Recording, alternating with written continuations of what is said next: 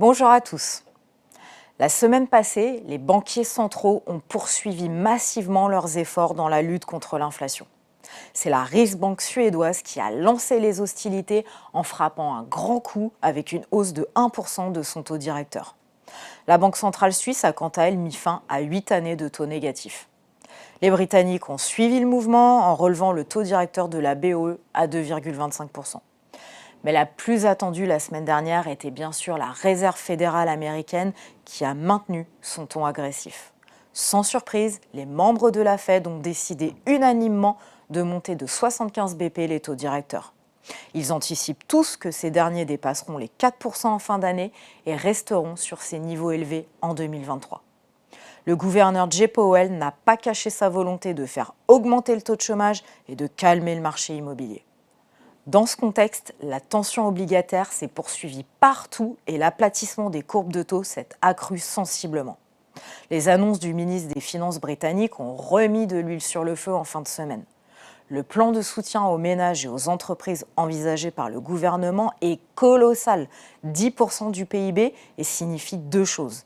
Une augmentation des émissions de dette par les autorités et la nécessité pour la Banque centrale d'en faire plus dans son resserrement monétaire. Le taux à 10 ans britannique a donc flambé pour atteindre plus de 4% ce lundi matin. Il a entraîné dans son sillage les autres marchés, notamment le Bund allemand, qui a passé la barre des 2%. Du côté des devises, le sterling s'est fortement déprécié et le dollar continue de s'apprécier contre l'euro pour atteindre 0,97.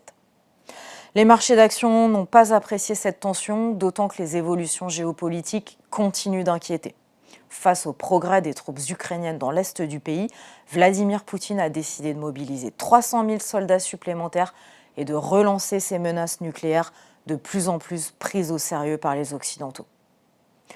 La situation sur le continent européen reste donc précaire, d'autant que le climat économique continue de se détériorer avec une nouvelle baisse de la confiance des consommateurs en zone euro publiée la semaine dernière.